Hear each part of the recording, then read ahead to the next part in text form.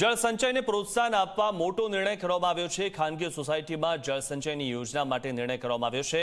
ધારાસભ્યોની ગ્રાન્ટમાંથી ફાળવી શકાશે રકમ। સોસાયટીમાં જળ સંચયની યોજના માટે ગ્રાન્ટ આપી શકાશે। લોકફાળા માટેની 20% રકમ એમએલએની ગ્રાન્ટમાંથી ફાળવી શકાશે। પર્કોલેશન વેલ, ખંભાતી કુવા, બોરવેલ રિચાર્જ સહિતની યોજનાઓ માટે 20% લોકફાળાની રકમ ધારાસભ્યની ગ્રાન્ટમાંથી ફાળવી શકાશે। સામાન્ય વહીવટ વિભાગે પરિપત્ર આ બાબતે બહાર પાડ્યો છે।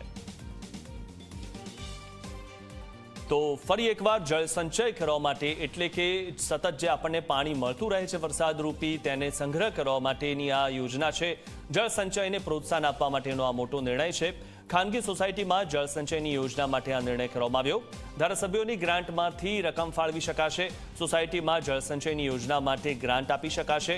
લોકફાળા માટેની 20% રકમ એમએલએની ગ્રાન્ટમાંથી ફાળવી શકાશે।